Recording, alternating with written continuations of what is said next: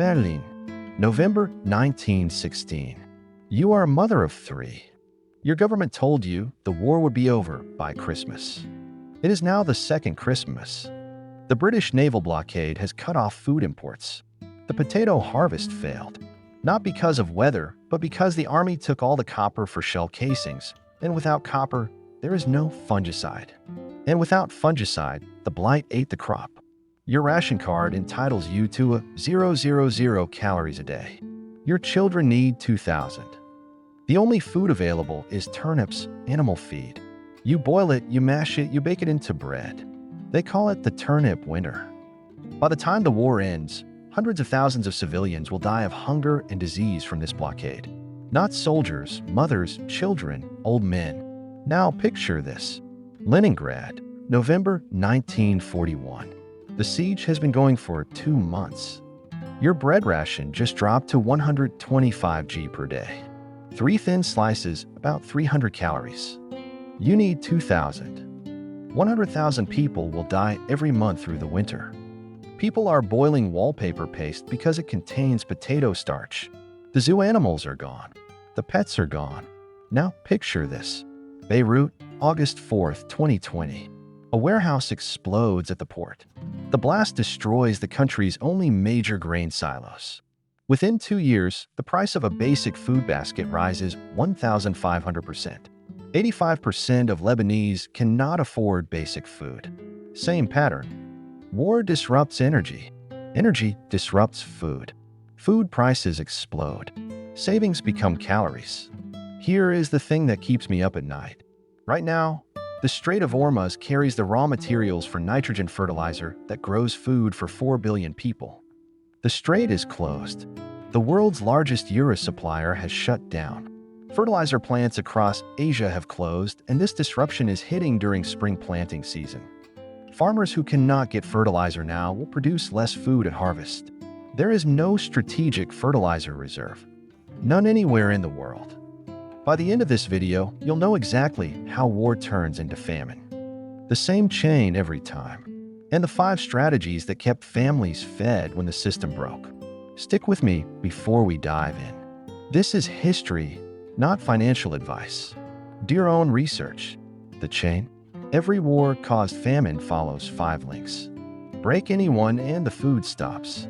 War disrupts energy. Energy disrupts agriculture. Agriculture disrupts transport. Transport disrupts distribution. Prices explode and savings become calories. Germany, 1916. Same chain.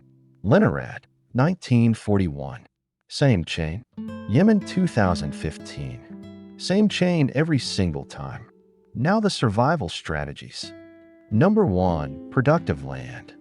In every documented food crisis, every single one, the people who owned land that grew food survived. The people who depended on supply chains did not. In World War I, Germany, rural families with gardens and livestock ate. Urban families starved. During the Dutch hunger winter of 1944, survival rates were far higher near farms. The famine killed 20,000 people, almost all in cities. Tens of thousands of children were sent from Amsterdam to rural families in the countryside. The countryside had food the cities did not. Farmland is the one asset that cannot be devalued by inflation, destroyed by currency collapse, or made worthless by supply chain failure. It feeds you regardless of what the government does.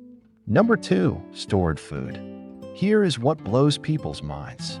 By 1944, 75% of American housewives canned food at home, averaging over 160 jars per year. Victory Gardens produced 40% of all fresh vegetables consumed in the United States. Over 20 million gardens, 2/3 of them in towns and cities, not farms, backyards, window boxes, vacant lots. This is what your grandparents did. They canned, they dried, they pickled. They built a buffer between their family and the supply chain. Co showed what happens without that buffer. Sales spiked overnight.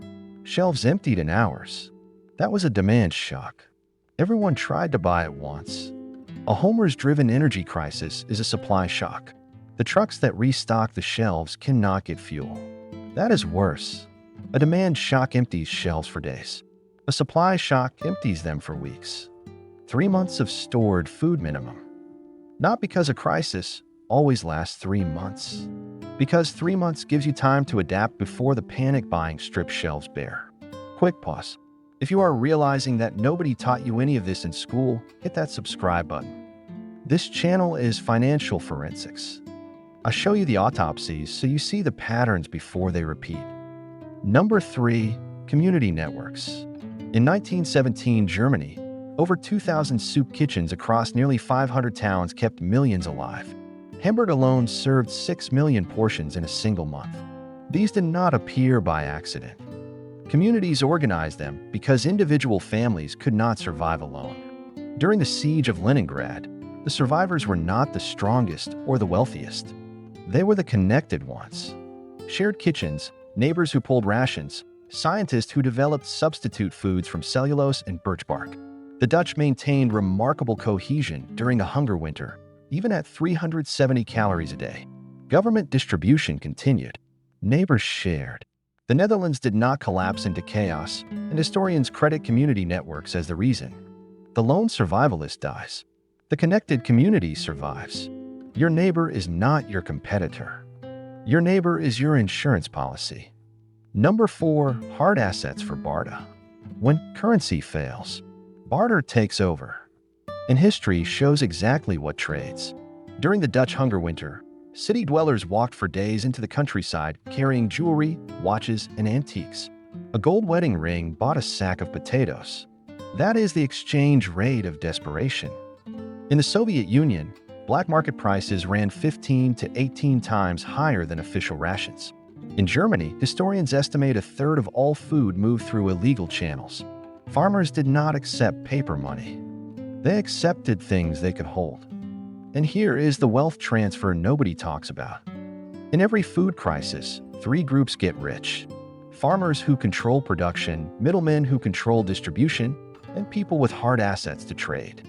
Gold works, silver works, jewelry works. Paper money does not, because paper money is the thing losing value as food prices explode. Number 5. Skills that produce value. A doctor in wartime Germany had food because people traded food for medical care. A mechanic had food because transport operators traded food for repairs. A woman who knew how to preserve food had a skill neighbors would pay for in kind. The people with no tradable skills and no tradable assets had one option: stand in line and hope. In Leningrad, over 200 people were murdered for their ration cards in the first half of 1942. A card meant life. No card meant death. The warning signs right now. Yemen proved the chain works exactly as history predicts. The Saudi blockade restricted fuel and food imports. The result: hundreds of thousands dead. Over half the population food insecure, and the food existed. It sat in markets. People could see it. They just could not afford it. That is the cruelest form of famine. Not empty shelves. Full shelves you cannot reach. Now the same chain is forming again. The Strait of Hormones is closed. Fertilizer shipments have stopped. Spring planting is happening right now without adequate fertilizer. The effects will not show up in food prices tomorrow. They will show up at harvest. And nobody stockpiled fertilizer because nobody expected the strait to close. American grocery stores carry 3 days of inventory. Every stage of food production depends on diesel. The system is designed for efficiency, not resilience. It works perfectly until it does not. Fuel rationing is already spreading across Asia. Pumps running dry. Schools on 4-day weeks. This is happening right now. The question is whether you will have land, stored food, community, hard assets, and useful skills when the chain breaks, or whether you will be standing in line with a ration card and a prayer because that mother in Berlin in 1916 boiling turnips for her children for the 3rd month straight. She did not plan for this. Nobody told her that copper for fungicide would go to shell casings. Nobody told her that a blockade 1,000 m away would empty her kitchen. She trusted the system to feed her family. The system fed the army instead. The 9 scientists at the Vavilov seed bank in Leningrad understood something she did not. They starved to death surrounded by edible seeds, rice, wheat, corn, peas, and refused to eat them. They chose to preserve 200,000 seed samples for future generations rather than save themselves. They understood that food is not just calories. Food is the future, and the people who control it control everything. The pattern is mathematical. The outcome is inevitable. The only variable is